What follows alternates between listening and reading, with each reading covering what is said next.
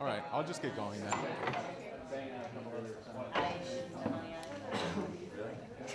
All right, all good morning. How's the mic? We're doing it TED Talk style, I guess from now on, right? Yeah, pretty Yeah. much. Legit.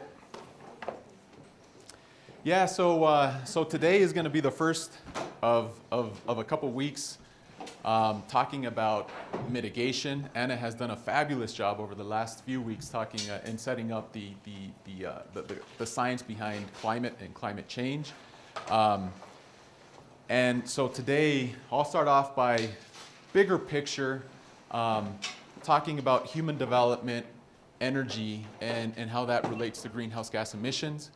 And then next week, I'll have a smaller lecture, and then it's going to be much more hands-on. And then on the 20th of February, first part of the class, it's going to be all of us, again, a really cool hands-on exercise. And then the second half of that class, we have a good friend of mine from the IPCC, Working Group 3, that's going to be talking to us. And so she and I, Kristen, were in Germany together. She was at the Potsdam Institute for Climate Impact Research with the IPCC Working Group 3.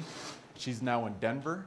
And so she's going to really talk to us about the nuances of putting the Assessment Report 5, Working Group 3 report.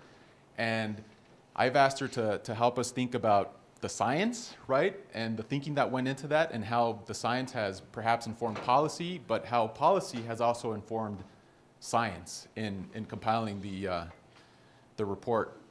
So yeah, that's what we have on deck for the next couple of weeks. So let's just let's get going. There's quite a bit to cover today. So originally I had a short video about 10 minutes that I was going to share with you all here just to set up mitigation. And this is from the IPCC, but if there's time, we'll look at it towards the end of class. If not, I'll just go ahead and post it on Blackboard. And all of that to say today, right, there's a nexus of problems, but the two kind of major problems that I think everyone is really kind of going after and caring about the most: climate change and human development. Two problems, two major challenges that are without a doubt linked. You cannot separate them. You cannot talk about one without thinking about the other.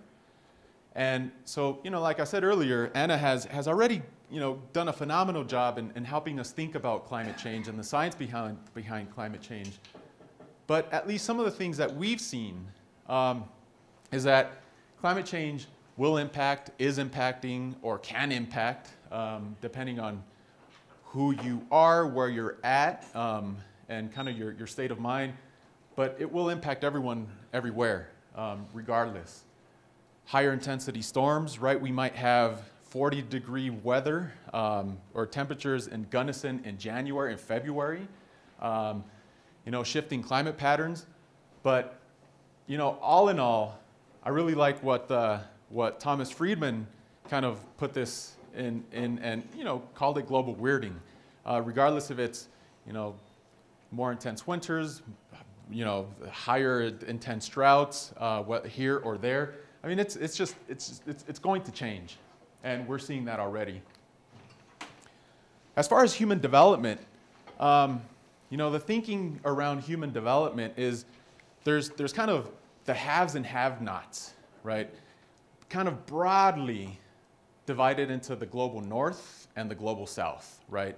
The global north in general, again, being the haves, the global south in general being the have-nots. And so the green, right, kind of representing what most folks recognize as the haves or the global north, and the gray spots, again, right, are what most folks recognize as the have-nots or the global south.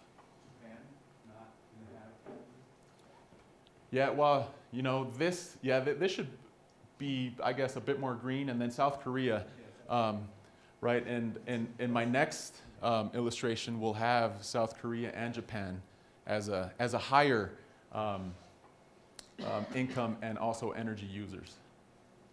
So again, global north, global south. And so what we see, right, is that in the global south, right, is where a lot of the stuff that we consume up here in the global north is being produced, right? And there's also a cause-effect link here where the stuff that's being produced, right, for us higher consumers down here, right, perhaps the effects of that production are not going to be felt up here, right, but they're going to be felt down there, right, essentially. So there's a rather large disconnect between both of these kind of broad haves and have-nots and the cause and effects of that stuff within those kind of two broad halves. And so with this, right, there's also a big difference between or among the Human Development Index, the HDI, which is a composite index considering three variables: health, or the life expectancy at birth of people in that area; knowledge, the adult literacy rate and schooling of people in that area; and the income per capita, or wealth, right? And so HDI is a composite of these three variables. And what we see is that global north has a higher HDI than the global south. So a rough kind of depiction of HDI by country. Let me lower this a bit. And so the greener the country, the higher the HDI. And so since it's an index, the highest HDI, or the max, is a 1, right? So we see quite a bit of green up here in the global south, or global north, of different shades. But as all of you saw in the Steinberger and Roberts article, that, you know, a good HDI, right? So a good living is or the threshold is at about a 0.8. So we see, you know, quite a bit of a 0.8 or so and above up here. And then quite a lot of shades of orange, red, and dark reds. Generally speaking, down here in the global south, especially down here, right, Africa, and also different parts of Asia. So, you know, HDI is one measure of looking at human development. And so, you know, we could also look at income or wealth across these various countries and notice many disparities in these various countries and different parts of the world. And so, based on the World Bank and the IMF, right, these are the countries that they consider to be kind of higher income and advanced economies, which also in some way kind of go to the various shades of the darker green that we saw earlier in the Human Development Index. And so if we focus on the 30-degree latitude here, right, so, you know, cutting across the US, right, North Africa, right, Europe is still up there, we see that Willy Brandt, right, former chancellor of Germany, said, hey, I think it's this 30-degree kind of latitude mark where we could really begin to separate the global north to the global south, and perhaps it's at this point where we could start kind of defining, right, some of these core differences in wealth, right? And so the Brandt line shows that looking at latitude, right, and then so we have the 30-degree here marked, and then wealth, or gross national product per capita, per person, we see that there's quite a chunk, right? There's many countries here, right, below, right, that mark, or the global south perhaps, with very low wealth, right, very low income earnings. Whereas here, right, there's still a few countries here, and then we kind of start separating out here, right, with a few kind of, you know, very obvious countries down here. I would suspect this is probably Australia, since it is south of that, but it is one of the wealthier countries, really, in the world. So another way of looking at this is looking at the Human Development Index, versus GDP, gross domestic product. And so, you know, this is a common figure. Here showing lower level human development, mid-level human development, and upper level human development. And so here again, right, we see that many folks, many countries with lower HDI also have lower earnings. And then, you know, here we see folks in these countries beginning to ramp up, right? Higher earnings, higher HDI. And then here is that 0.8 threshold that Steinberg and Roberts indicated as that key point for additional or higher income, energy use, et cetera. So energy, we see the similar patterns in energy as we do in earnings. So from Steinberg and Roberts, what's really telling here is that taking data from 1975, 80, 85, 90, all the way out to 05, this pattern continues, right? So lower HCI, you know, these countries are using lower energy use, higher HDI, quite a bit of more or additional energy use being consumed by these countries. And so this down here is showing total primary energy use, which we'll discuss primary versus final or end use here in a couple of slides.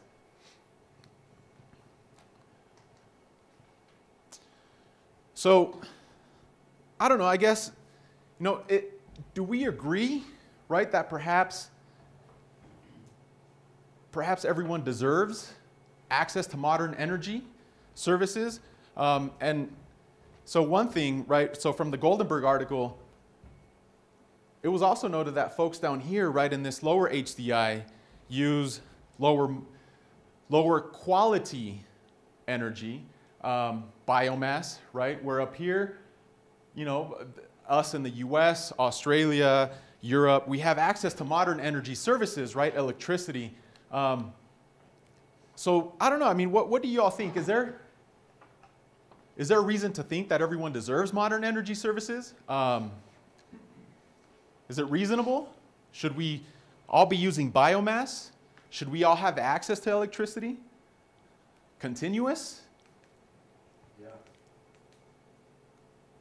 Well, I think that's a fundamental, like, human right, you know? I just can't see any situation where you would say that anyone, like, deserves access to energy or electricity more than anyone else. Yeah. It just doesn't really make sense. Right. So yeah. Mm-hmm. Biomass, electricity, doesn't matter, right? If it's higher quality, lower quality, modern. Well, I think the first question to answer is, like, you know, the question of access, and then you can, you know, after that, maybe get into the facts, you know, think about the quality of the energy, maybe, Yep. Like what you were just talking about. But are you asking, like, if it's access to lower quality energy, does that make a difference? So Sort of? two-part access, first off, Yeah. and then does it matter what type of access we should have, right? Or should we all be, you know, gathering our biomass to heat our homes for cooking, for lighting perhaps? Or, you know, should we expect electric infrastructure, right? So whenever I go on and flick the switch, I have that, right? Unlike even a modern city like Delhi in India, noon, let's say from 11:30 to about 3:30, 4 o'clock, without a question, power goes down, right, throughout the city. Folks just go out back, start their generators, they're done, right? And, you know, life goes on. Whereas here, you know, we expect this, right, to be continuous throughout the day. You know, but again, we're up here. India, as we saw earlier, right, is down here. Either one of you, toss it back, man. All right. So I have a question about kind of HDI and way off. He was a baseball player about 20 years ago, he said. Is HDI like an American invention, like that formula? Because I feel like a lot of what we're running into there is like we're defining success like as high HDI, and high HDI is a very kind of Western thing and doesn't really take into account like happiness or other factors besides money and like Western ideals of good. And if that's what everybody's kind of striving to continuously, of course we're going to keep running into these problems over and over again. So it's not an American index. Amartya Sen was one of the two founders or kind of thinkers behind HDI. So no, it's not. Is it like a Western European, or is it from South? It's an Indian. Yeah, it's an Indian thought originally, right? And so trying to look holistically at the individual, at kind of resource needs and kind of personal needs, and saying, well, how about we kind of get these things covered first, right? Perhaps the health, the schooling, and income to be able to do these other things, right? One thing I sort of got from that last night about HDI is that I think they mentioned maybe in the Steinberg paper how those are three of the only, there are very few factors that maybe we can measure across the entire globe that have been tracked and measured and kept record of for long enough to really kind of develop any sort of index like that. Right. To be able to compare. Right. Right. It's like those are three of the most basic. Sure. Yeah, and so along with the HDI, the International Energy Agency has also developed a separate index, and it's the, what is it? It's the Energy Poverty Index. I think it's EPI, which, you know, looks at other variables on top of these three, but still trying to look at or achieve, you know, some type of kind of holistic measure of what folks need, right, to do what they need. Liz, I think you had a comment. I was just wondering why they do that with the electricity in Delhi. Just because the infrastructure isn't there to supply the 20 million inhabitants and commercial and industrial production. Yeah.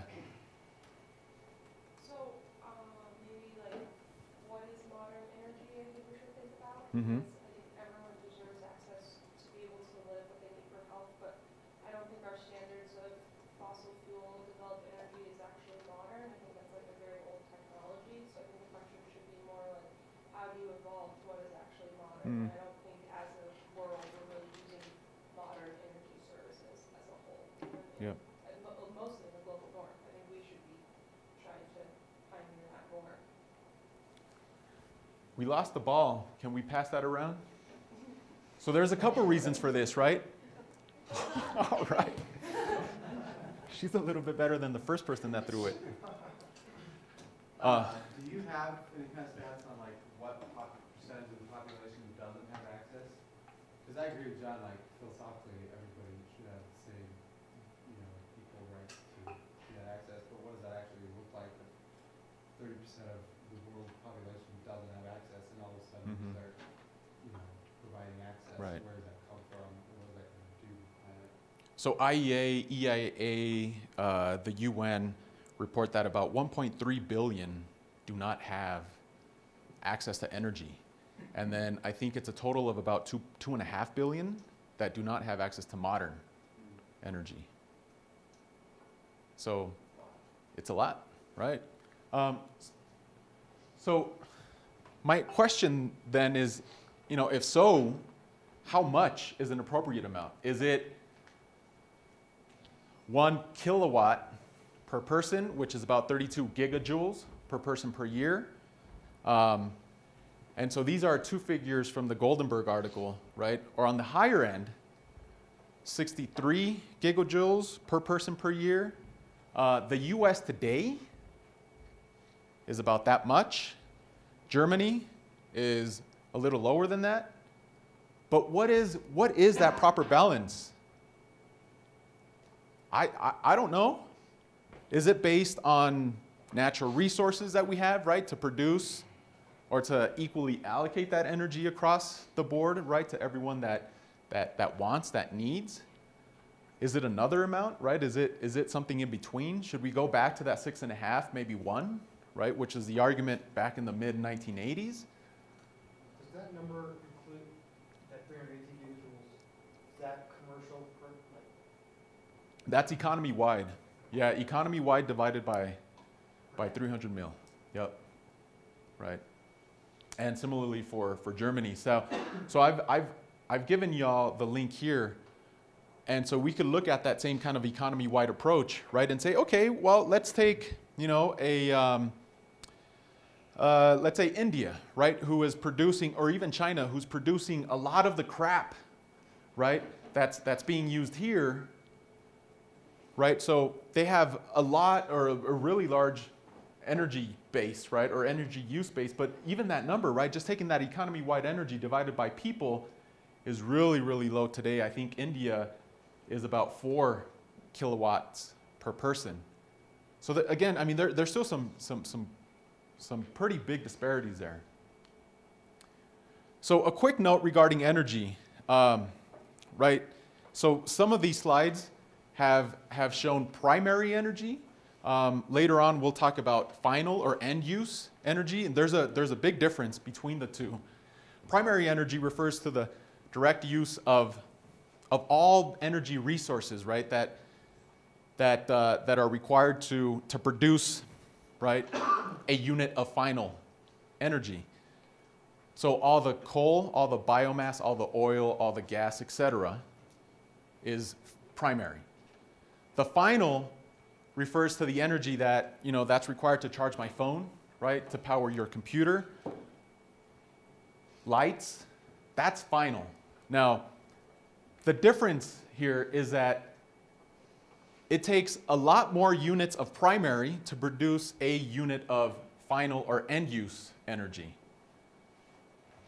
So in the US, right, our power plants are about 33% efficient, which is pretty consistent with pretty much all power plants throughout the world. So it takes over 10,000 BTUs, British thermal units, to produce a unit of kilowatt hours, right? A unit of electricity. And while at 100% efficiency, right, heat to electricity, we will only get a total of about 3,500 BTUs, right, in that kilowatt hour. So again, 33% efficient. You divide this by this, 33%.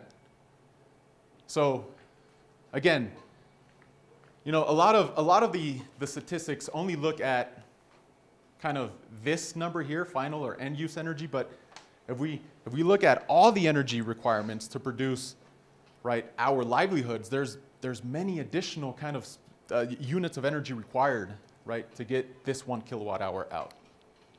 So keep that in mind. So over the next 3 slides, let's kind of take a step back and look at the bigger picture. And this is total final energy by sector, by country, for 2 different times, 1990 and 2005. So if we take the US and Canada, so the green being manufacturing, the blue or the darker blue being households, the red being services, right, so commercial buildings, and the lighter blue being transport, the yellow being just other kind of activities in those economies. So again, right, final energy, we see that by far US and Canada are the highest users at both times, 1990 and 2005. Again, right, I don't think to any surprise, we see there's a number of countries that are far lower users, even though a lot of the stuff, again, that we're consuming here, right, is being produced, right, in some of these places here. What is RW? The rest of the world. Yep. So another one here is total final energy consumption by commodity. Oil, natural gas, coal, renewables, district heat, and electricity. So if we look here, big oil user, and we see that, you know, here there's a few other kind of large oil users, and, you know, check this out here. So China, right, coal, yeah. So again, right, it shows quite a bit of differences in economy-wide requirements, right, to produce the stuff that we produce. One other, What was district pink? What is that? the pink one here. Yeah, what does that mean? What is it? It's natural gas. Yep. So total final energy consumption per capita. So here again, right, we see some rather large differences across the board, and you know there's some declining, and you know there's quite a bit of lower users on some ends. So I know you're asking though. I could see, you know, from a couple of y'all that, you know, man, what is this cat talking about, right? I thought this was supposed to be mitigation, right? Why are we, you know, chatting about human development? Why are we talking about energy? And so I'll go ahead and get to that here in a little, in a couple slides. So let's start off by looking at greenhouse gas emissions globally, which from this most recent IPCC assessment report, globally about 50 million metric tons of CO2e, or to be quite exact, 49 million metric tons is what the IPCC reported. And so again, I'll go back to my question that I see all of you asking me, why in the hell do I care about energy, or why should I? Well, first off, this yellow, right, is carbon dioxide emissions from fossil fuels. So they're energy-based. This is globally. Gosh, that's a big chunk. And some of the methane here, some of it, a small portion of it, is also from fossil fuel combustion. But again, most of the global emissions, greenhouse gas emissions, are energy-based. Some others are from agriculture, some others are from industrial processes. But that's why energy. Because a lot of our greenhouse gas emissions are energy-based. Also from the IPCC. So this large chunk here, about 25%, electricity and heat production. All right, that's energy-based. This is other energy, fuel, the petroleum refining. All right, that's also energy-based. Industry, a lot of this is energy-based. Globally, I think it's about 3/4 of this is energy-based, and the others is just industrial processes. Transportation, that's also energy-based. Buildings, right, so the use of LPG, of natural gas in commercial and residential buildings, that's energy-based. And the agriculture, forestry, and land use changes is not energy-based for the most part. But that's why energy. So let's look at the US greenhouse gas emissions, which from the recently released EPA national inventory, about 6,500 million metric tons of CO2e were emitted by the US, which is about 13% of the world total. So I'll go back to the original question that you're asking me, is why energy? Well, electricity production, a lot of these greenhouse gas emissions are energy-based.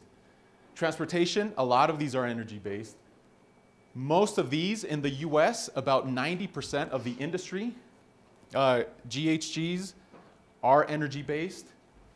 And the orange and the yellow, residential and commercial respectively, are also energy-based. And again, agriculture is non-energy. But in the US, it's about close to 90%, about 85 to 90% greenhouse gas emissions are energy-based.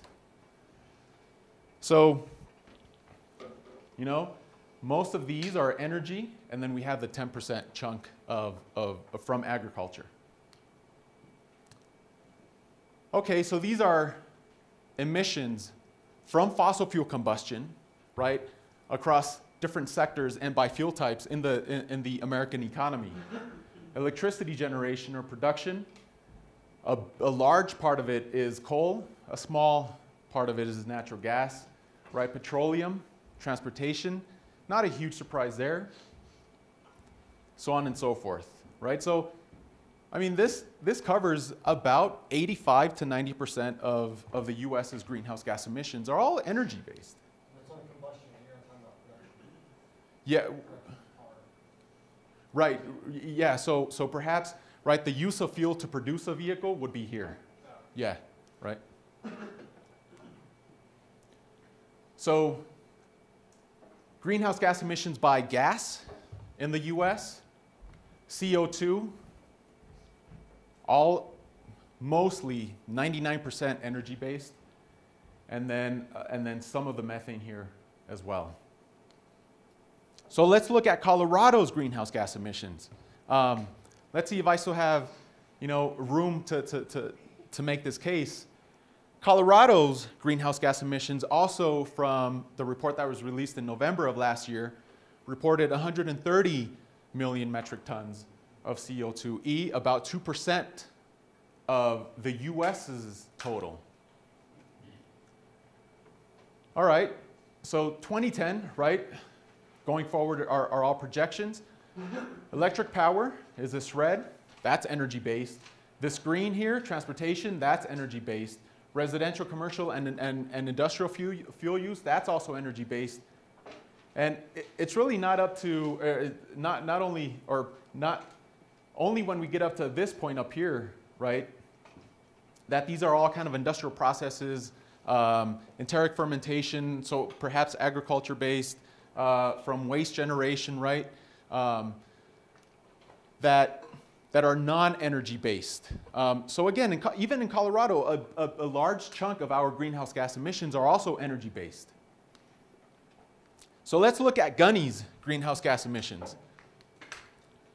This is from the report from a few years ago from baseline year 2005.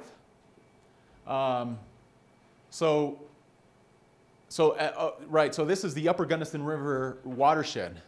So it covers Gunnison, Crested Butte, and Mount Crested Butte.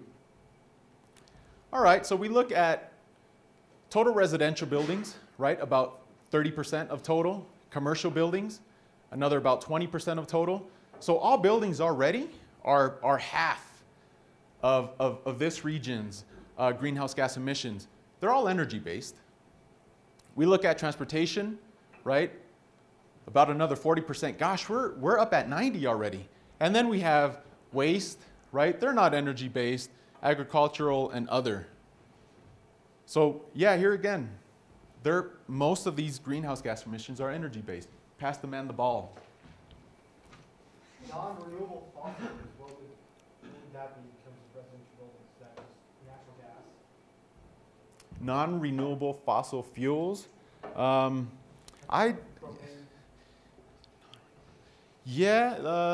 So yeah, in commercial buildings, right, so natural gas, LPG, maybe propane, right. So I'm wondering, does this number take into account that electricity could be generated potentially from solar sources, hydroelectric? Yeah, and if they are, then it would be zero, right? Right, because at the point of generation, it would be zero emissions. Does that answer your question? Yep. So let's look at only a few of many potential determinants of greenhouse gas emissions at mostly on two different scales, the world and also the US. And I've done it that way just to give us a kind of broader perspective of what folks are thinking globally. And then nationally, there's some really nice data that we could tap into to start thinking about determinants, right, on a sector by sector basis, that then we could start wrapping into mitigation options. So first, electricity production. That's a big one in the US. That's a big one, right, throughout the world. And so for this, let's take just a quick look at the carbon intensity, right? So how many greenhouse gas emissions, tons of CO2, are emitted to produce a unit of electricity per kilowatt hour? So the more red, the higher the carbon intensity in power production. The greener or the darker greener, the lower, right? So, you know, China, India, Australia, the US are known to be the higher emitters when it comes to electricity production. A lot of that power production is based on coal, maybe some natural gas, but predominantly it's a large coal-based electricity production. And then, you know, in different parts of the world, there's quite a bit of renewables that have been integrated into the grid. In the US, right, similar representation. We see quite a bit of red, and, you know, only a few kind of lighter shades of brown, right? But, you know, all throughout here, though, I mean, that's about a unit about a unit of a ton of CO2e per kilowatt hour, right? Which is pretty much the max that could be emitted at power generation. And again, because a lot of these power grids are based on coal. What's going on in Idaho? Idaho, I suspect no data was available for that. Right. But yeah, I don't know. I suspect no data available. Can't see what color Vermont is, but, oh, I don't need it. What color Vermont is, but what does that mean?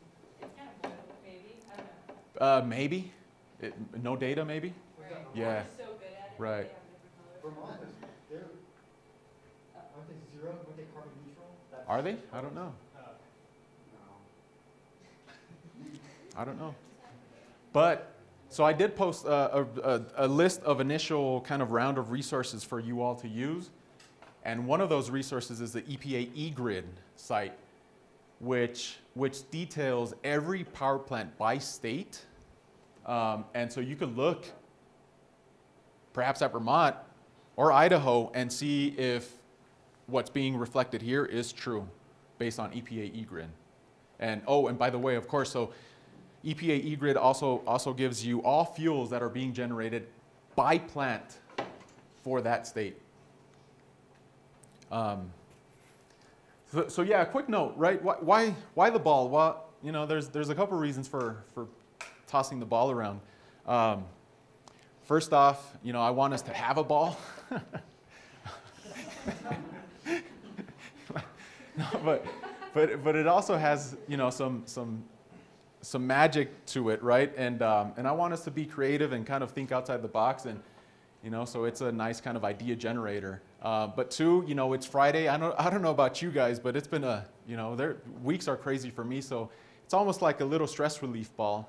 Either if you relieve stress by squeezing it or by throwing it at your colleague, it's totally up to you. But those are my reasons for the ball. So in the U.S., electricity production, large coal-based, small amount of nuke, renewables, natural gas is growing at a pretty crazy rate. You know, starting here about, you know, mid-1990s, and so that is going to grow even much larger. That's what the EIA is forecasting out to 2040, 2050, with all the natural gas extraction that we're having throughout the country. Okay, so let's look at another sector and you know, potential ideas of determinants for greenhouse gas emissions in the buildings sector, both commercial and residential buildings. So across the world, these are thousands of terawatt hours, right? So energy that are being used by residential, green, and commercial buildings, blue, in different parts of the world back in 2003, and a forecasted out to 2030. And so, I guess similar to what we saw earlier, you know, there's haves and have-nots. The U.S. and, you know, this is being forecasted that China is going to perhaps outpace the residential energy use of the US. But commercial energy use, right, in the US is also, you know, it's higher across any of the other regions. Europe has quite a bit of commercial use, right? China is also ramping up quite a bit of commercial building and energy use, but still the US is forecasted to outpace their counterparts. Now, the floor space per person is also a key determinant for energy use, right? Bigger homes, more goodies that we have, bigger homes, more energy for lighting, more energy for cooking, for heating. And here again, right, we see the US outpacing the others in building area per person, both on the residential and commercial side. The US commercial specifically, so here's a couple things. The blue bars are floor spaces in commercial space, and then the green line is showing GDP growth. And so here's a really good sign that although GDP about doubled, right, between 1980 and 2005, commercial floor space did not. So, you know, that is signaling I guess a more efficient commercial building, more efficient space, right, per unit of GDP in this country. So again, right, perhaps a good sign. Residential, we have population increase and the number of households increase. So this number of households is not speaking to whether there's one person in a household, whether there's 5 in a household. We just know that number of households, right, are increasing at a much faster rate than population. So the insight here is that average household size has decreased, right? So now we're at the same time demanding larger living quarters, right? Larger living spaces, but yet now there's less of us living in those areas. So energy services, right, for this one building envelope are higher, but then it's serving less people. So what is that energy being used for in the commercial buildings? Lighting, cooling, heating, some ventilation, and other services are the big users of energy in commercial buildings in the US. For residential, heating, cooling, lighting are goodies here, refrigeration, right? And so, again, I want us to think about, we have households going this way, but people per homes going this way, and also energy use in homes going up, right? So, you know, things to consider is is there a way to economize the energy services per person, right? Even though the people per home is dipping down. Another key sector, transportation. So let's look at a few elemental determinants of the transportation sector. Globally, road transport, right? Or road passenger transport, smaller vehicles, right? In our urban and rural areas is increasing by a pretty large amount. The freight, right? This lighter shade of green is, you know, the transporting of bananas right from the Walmart distribution center here. Transporting of our MacBook Pros, right, that we order online, that we then pay FedEx, right, to ship it out to us. So this is, I mean, that's what this road freight is showing here. But I mean, that's a biggie, right? This road passenger here, as we think about human development, as some of these countries, right, gain access and build out infrastructure, that's going up. Okay, so income also goes up, right? Health and vitality goes up. Okay, so they're going to be demanding some additional stuff here too, right? And so road freight is going to increase.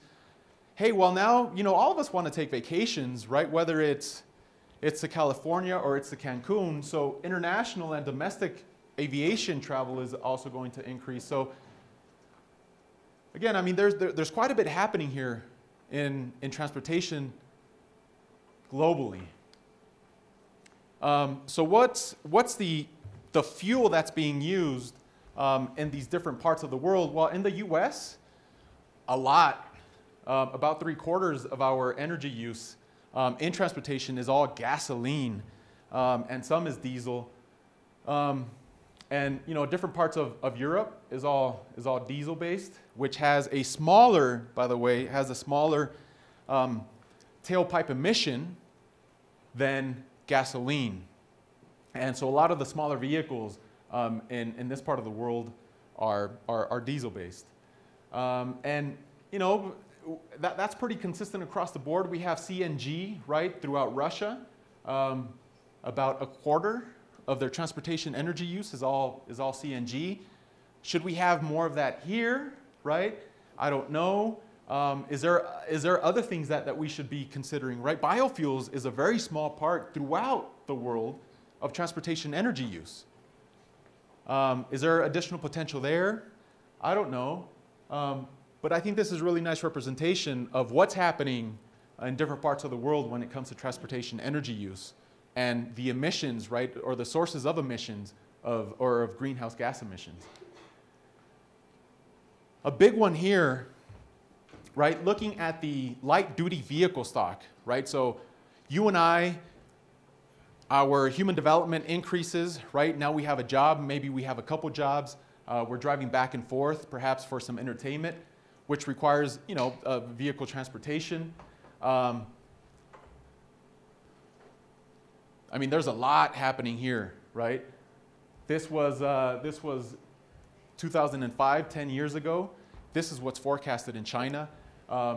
India, there's a similar kind of large growth in light-duty vehicles expected and really already being seen there. So with that, right, if we think about further outside of the boundary of the city, then there's going to be some additional kind of infrastructure requirements to make this happen, right? In the U.S., so this line here, right, the solid black line is the U.S. throughout time. And then at different points in time, this plot is showing us what other countries were in terms of vehicle ownership per 1,000 people. So, you know, our vehicle ownership per 1,000 people, right, back in the mid-50s is what Eastern Europe is today, right? Our vehicle ownership, right, about 1980 is what Canada is today. Another one here, again, the US line is this black line here. You know, what our vehicle ownership per 1,000 people was in 1912, 1913 is what India was 10 years ago, right? So again, some large kind of differences and some things to reflect on when it comes to greenhouse gas emissions, the sources of greenhouse gas emissions, now that we know that the US is predominantly at least about 3/4 a user of gasoline for transportation. Okay, so now let's look at industry and some key determinants. So the big takeaway here, this purple, right, which again, over time, early 1970 out to mid-2000, 2004, look at that. I mean, this is by far the largest increase, right? And that purple is chemical and petrochemical industrial processing.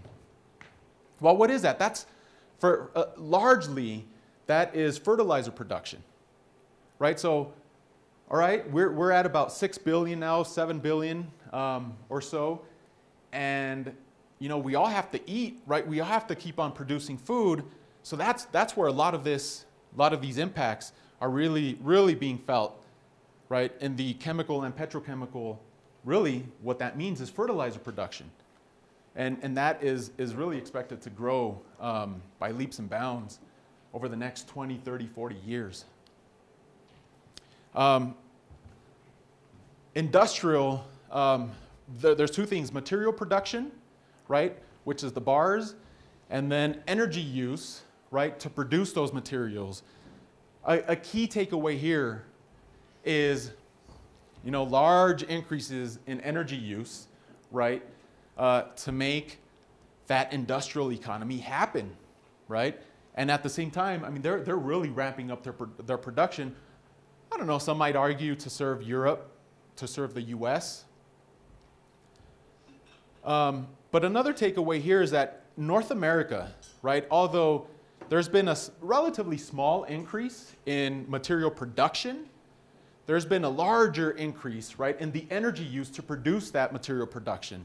So one of the drivers, right, that you all read in one of the three readings is that energy use, right, per production of economic output.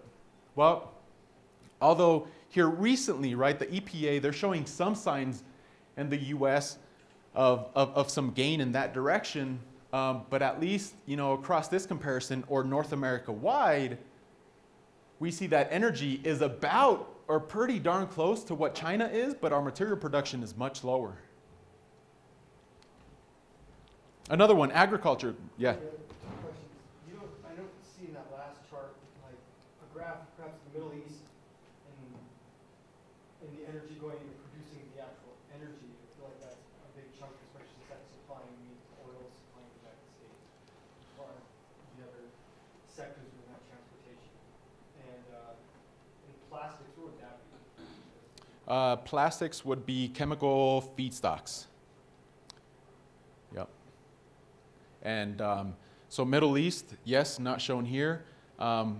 We could dig a similar graph up, right, to investigate that. And so, for, let's say energy to produce energy would be included in these total amounts of energy use, right, to produce energy, right. So agriculture, the last kind of key sector that I want us to consider. So although not energy-based emissions, I mean it's a really key one, right? We saw the petrochemical production and chemical production increasing in energy and greenhouse gas emissions to produce fertilizers, which then goes in here.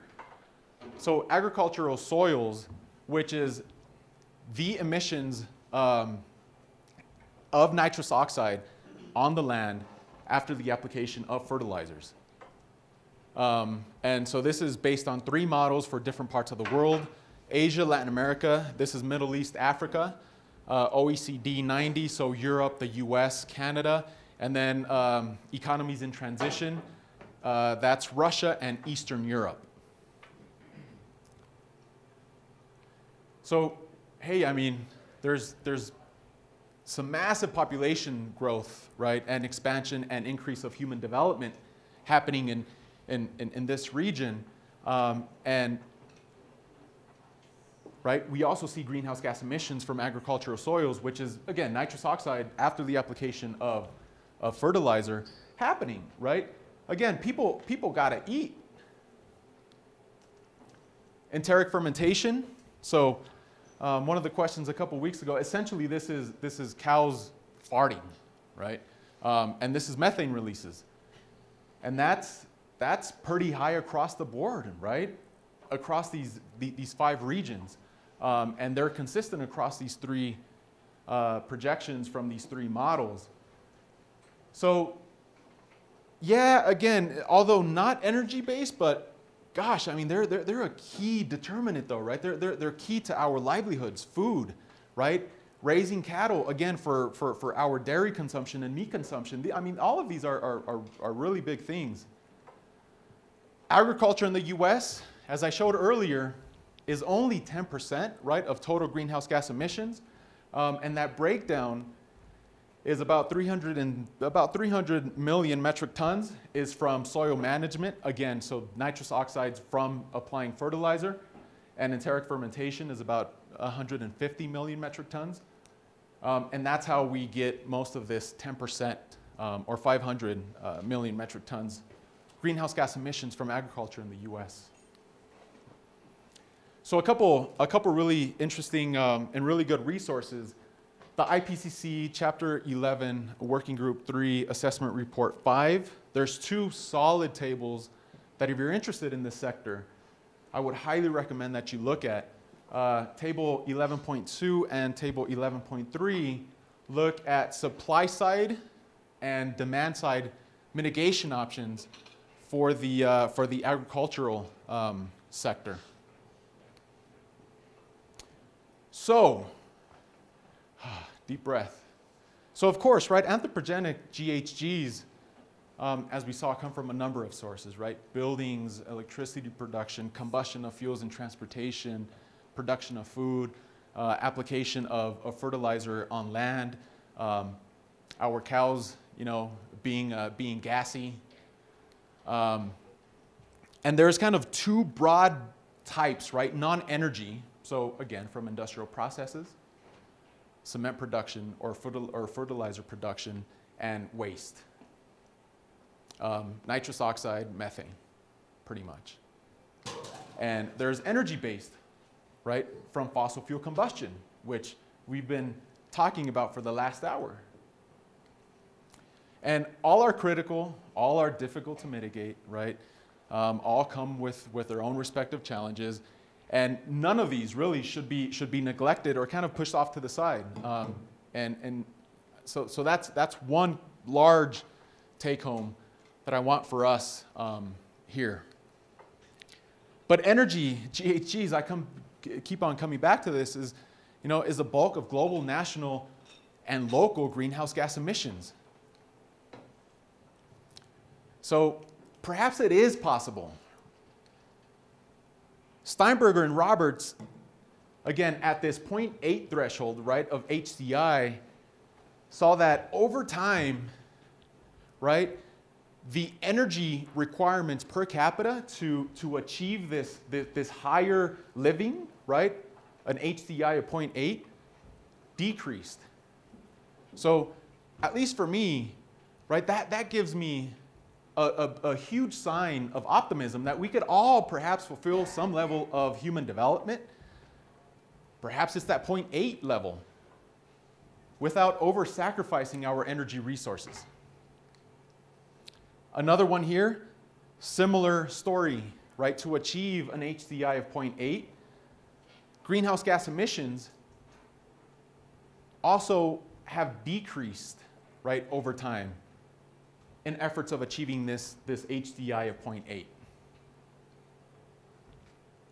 Any questions, comments? I was a little confused when I saw these graphs, and then they mentioned something about the decrease, the trend in that graph being so great as to kind of like cover for the increasing population trends in terms of maybe like overall global greenhouse gas emissions, but then comparing that to the other piece we read, policy report, and looking at basically like the IPAC equation. Yeah, that's exactly what it is. And I feel like those 2 things kind of contradict each other in terms of population in that sense really being or just the population and income being the driving factors that say, even though carbon intensity might be improving over time, those factors really kind of outpace that. And it just seemed like they're contradicting each other. Yeah, so the three components, right, of that equation, population, income, and economic efficiency, right, essentially. So I think this is really kind of illustrating or talking to 2 different stories. The first one is saying, well, perhaps these economies, right, the ones that have achieved 0.8 HDI, you know, these perhaps are going through some transformation within their economies, right, to make their unit of output more efficient, right? So less energy or less greenhouse gas emissions per unit of output, right? So that's one. But the second one is perhaps, and this is a grim answer, but perhaps the other thing here is that these economies, right, who have achieved this HDI of 0.8 are probably passing their stuff on to the global south and say, hey, you know what, guys, I don't need this dirty, nasty industrial unit anymore. Let's just pass it there, and then we'll just buy from you and consider that an import.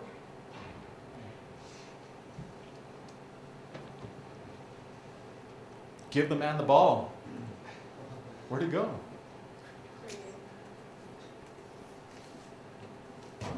All right. Here, let me load up this this short video. I think we have time to.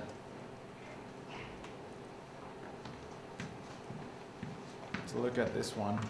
And so this is from IPCC Working Group 3.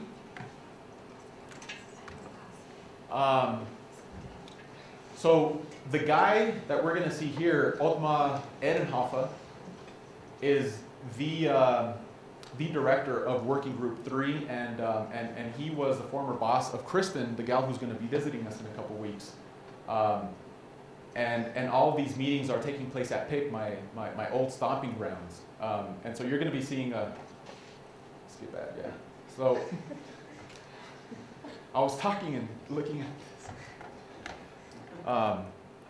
So yeah, it's taking place at PIC, which is, you know, where all of these meetings were convened for Working Group 3. Despite existing mitigation policies, the growth of greenhouse gas emissions has increased over the last decades.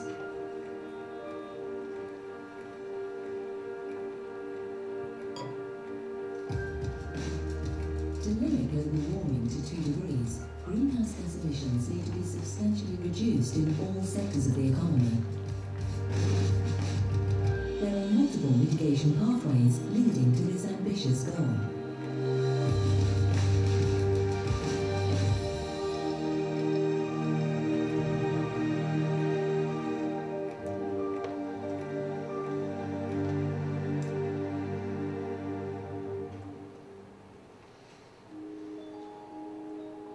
The contribution of the Working Group 3 to the 5th assessment report was very simple.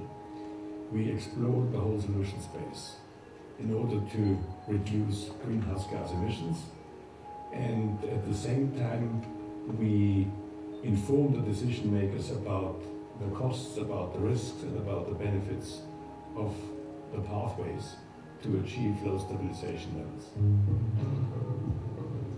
Global greenhouse gas emissions are growing at an accelerated pace. This is largely due to combustion of fossil fuels in the energy and industry sectors. Growing economic output causes most of the increase in emissions. The other important driver is population growth, but its influence on emissions has remained roughly stable. In general, we see that before the 1970s, most of the emissions came out from industrialized countries. But since then, most of the emissions now are from what are called emerging economies or high middle income countries. Science analyzes greenhouse gas emissions from different perspectives.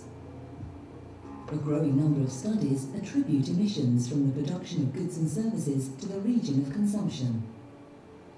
For example, countries and regions that are producing products, energy-intensive products, and exporting them to other regions that are consuming them, those producing regions will produce more emissions than those that are primarily consumption regions or consumption countries. Without additional mitigation efforts, global mean temperature could increase by about 4 degrees Celsius within this century. The world economy right now is causing massive quantities of greenhouse gas emissions, and they're going to keep on rising. To stop climate change, we need to cut them in half globally by mid-century and further after that. And that's going to involve complete transformation of the energy system, especially in electric power, new kinds of power plants, bigger, longer, more complicated electric power plants.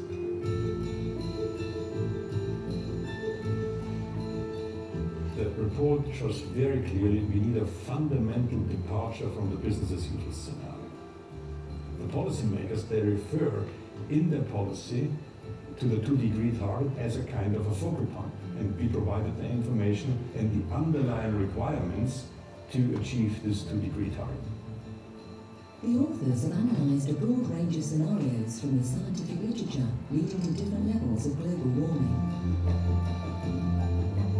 Many of these scenarios have emission trajectories that limit future global warming to about 2 degrees Celsius. The defining difference is the beginning of emission reduction before or after 2030. If mitigation is postponed until after 2030, the necessary emission reduction rates will be about twice as high as in scenarios with immediate action. Reducing emissions means producing more low-carbon energy.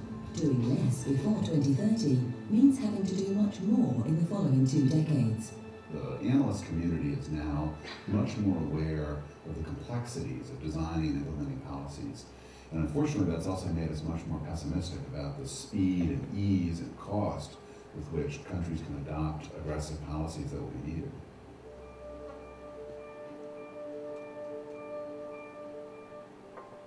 You can think of the atmosphere as a common resource. It's not owned by anybody. People around the world share it. They use it for various purposes, and I'm sorry to say that one is they use it for dumping their waste greenhouse gases.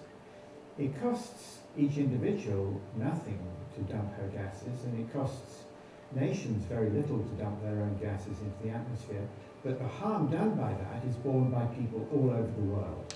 That means the atmosphere gets overused as a dump for greenhouse gas, and that is the tragedy of the common.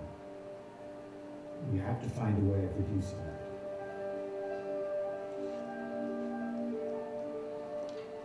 We need a broad portfolio of technologies, ranging from renewables, carbon capture and storage, nuclear power, energy efficiency improvements, and the transformation of almost all the sectors.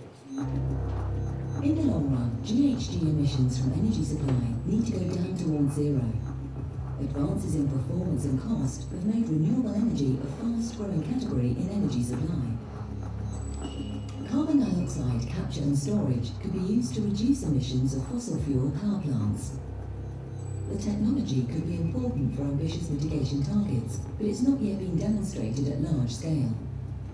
For implementing carbon capture and storage at a larger scale, it is important to take into account the need to compensate the operational investment cost with, for instance, higher prices of carbon markets, and also to take into account the need to consider the regulation needed to deal with the technological risk associated to this technology.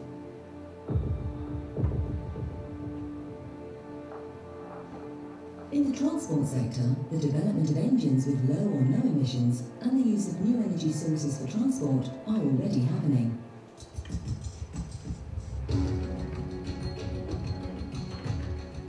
Technical and behavioural mitigation measures, in combination with investments in new infrastructure and urban redevelopment, could reduce energy demand substantially.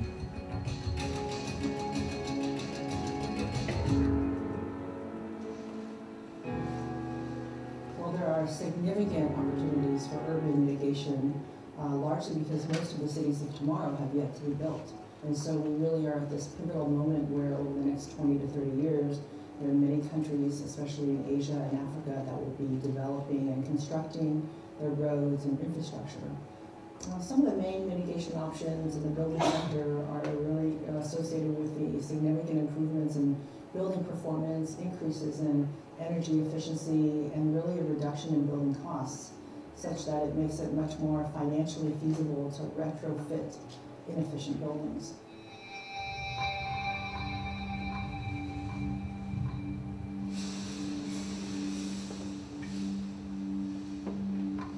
In 2010, about a fifth of the total global emissions came from industry. To reduce total emissions, energy, materials and products would have to be used more efficiently. And there is one aspect, which is particularly relevant in the case of the industrial sector, which is the role of innovation. It is important, firstly, to remove as much as possible the existing barriers, for instance, the initial investment cost, and also informational gaps. To achieve ambitious mitigation targets, policies need to be implemented across all sectors of the economy. There is interlinkages between different sectors. Cross-sectoral mitigation is much more economically efficient than sector-by-sector specific. About a quarter of GHG emissions come from agriculture and forestry. Deforestation is a large source, but the related emissions have been declining in recent years. Land use is a unique sector that offers many different options to reduce emissions and also ways to draw carbon dioxide from the atmosphere. There are two sets of major mitigation routes. One of them is afforestation.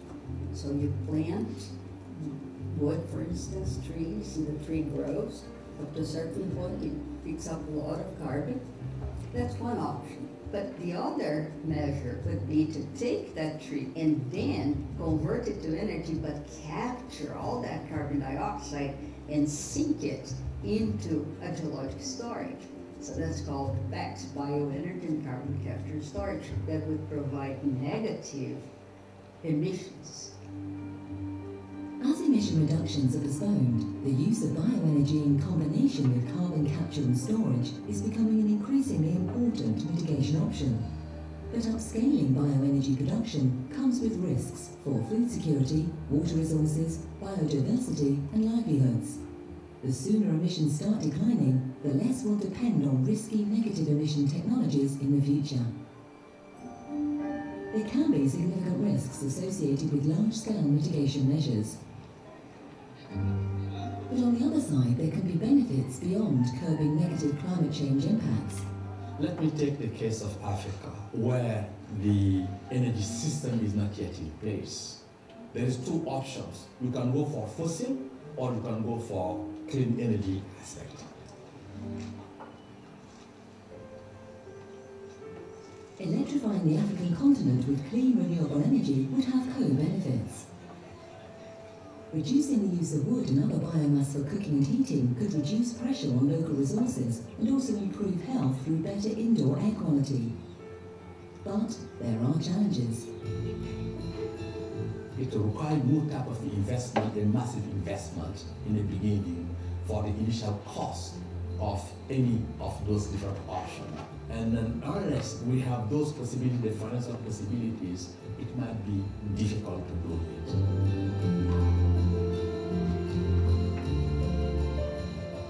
Working Group 3 would like to be a map maker. Wants to provide policy relevant information without being policy prescriptive. To give policymakers a way to overlook the whole landscape and provide information about the past performance, and also to give them information what they could do in the future.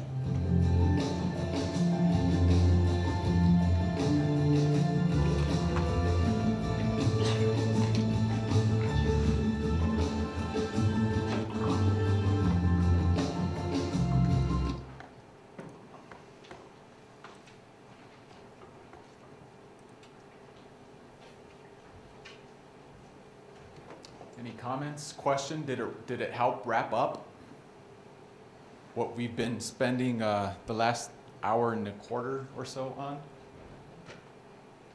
I think, and I found this video after the fact, but I really like that the researchers here, right, from Karen Sito, Otma, they were talking about this difference, right, between the north, the south, infrastructure development. For any of you interested, Karen, a great researcher from Yale, talks a lot about infrastructure lock-in, right? So once you kind of build your infrastructure, right, you might get locked into this coal-based infrastructure, which would then exacerbate, right, some of the stuff that we've been seeing in a couple of these slides. So, is there trade-offs, right, that we should be considering across all of these various dimensions? Murtaza, and then John. Couple things.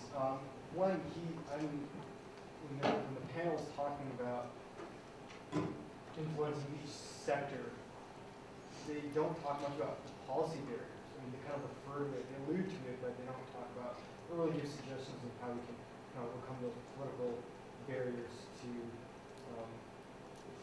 mitigation. And then the other thing was just the concept of leapfrogging at like places like Africa, having a huge opportunity here to leapfrog all the bullshit that we have here. Yep. And kind of go just to a strictly renewable grid, perhaps. Right. Yeah, it was mentioned once, right, by the co-chair. But I agree. I mean, leapfrog and avoiding infrastructure lock-in are two things that are in the conversation, but perhaps should be a bit more in the conversation. And so you mentioned policy, but how about the behavior side, right? That's a big one too. You know, you or I perhaps might not respond to a particular set of policies. Or you and I might have, you know, just a different value. So that behavior piece is very critical as well. So even thinking about mitigation policies, yeah, that's a tough one to control for. John? I'm curious if maybe you can comment a little bit on the carbon capture and storage. I guess I wasn't really aware that it was such a major focus of this, I guess, of that working group. So maybe it was decided that that is a viable or feasible option. And from what I know about it, it's like technology isn't there, it'd be extremely expensive, and then all sorts of other issues. It's almost like a geoengineering, not really like a mitigation. Right. At least the way I understand it. Sure. Yeah, I can't say much about CCS. I don't know much about it, other than the technology isn't there, right? In fact, I don't know if there's any pilot CCS systems out there now. I doubt it, but yeah, that's all I could say. I have a question. So, towards the end, they were talking about how switching over to more efficient systems, carbon capture, so it's like a very large investment. And so, trying to convince people to make that investment, like you might not be able to convince them that it offsets the costs of the initial investment. And I'm wondering too if it's sort of like, or my worries are it's sort of like, I don't know, sending something into space, like that is your most current technology, but then it becomes not current anymore by the time it's ready to do its purpose. And I'm wondering, like, you know, technology is progressing so quickly, like how could we ever, I don't know, invest in something that we know will stay current over the period of time that it takes to like actually, I don't know, establish itself, Right. which might be 20 years. Great question. Anyone want to take that one on? What's that? Yeah, no, I don't know. I guess, you know, if it's a dual approach, governments perhaps facilitating that initial cost, right? Lowering that initial cost. Governments, kind of larger scale governments, and then, you know, folks on the ground could adopt this to solve one of today's problems or challenges to them, for them. Yeah. You have to do it. Like, Right. You have to do something. Yep. But feel like carbon capture storage, like we'll do it and then we'll realize it's horrible. Yeah, and then what? Yeah. Right. So. Yeah. Yeah, that's an awesome point. I've heard of some small scale CCS for like biomass. They're just recirculating. Those are in place, you said? They're like, you know, tinkering with it. Right, okay. Yeah, that's true. I think, well, I know that there's a lot of folks tinkering with CCS. I just don't even know that there's any pilots out there. But, all right, how about we start counting 1? 1. 2. No, just 1 through 30 or so. Yeah, just continuous, yeah. 4, 5, 6, 7, 8, 9, 10, 12, 13, 14. Oh. Who wants 14? Me. You. 15, 16, 17, 18. Thank you. 20. 20. All right, so odds and evens. So group exercise. The odds are transportation and industry. The evens are residential commercial. And so what we want are 4 groups. So now that we have the class divided into one, or into 2, now we just need to each half come up with other half, about equally sized groups. And so this morning I posted the EPA greenhouse gas emissions inventory for the US, the most recent one. So that's in Blackboard. I think I called it for today, that folder in Blackboard. And start off by looking at table ES3, Executive Summary 3, which gives us the greenhouse gas emissions in these 4 sectors: transportation, industry, residential, commercial. So one thing you'll note that in ES3, the electricity production, right, based on use, has been already allocated or distributed to each one of these sectors, right? So each one of these sectors shows combustion of other fossil fuels and the electricity that they use. And so those are separated out by these sectors. So spend about, so after this we're going to go have a break, about 15 minutes or so, 20 minutes. But in that time, separate, right? So again, into the 4 additional groups, or the 2 additional groups, total of 4. And so after break, spend about 60% of the time that we have left thinking about your respective sector's determinants, right? So what's contributing, or what has contributed to that sector's greenhouse gas emissions? And then the rest of the time, about 40%. In fact, you might want to split this up into perhaps 3/4 to 1/4, perhaps. Think about what mitigation options are available to that sector. And so to help you all think about both determinants and mitigation options, I've started this climate data resources sheet, which I've also posted in Blackboard.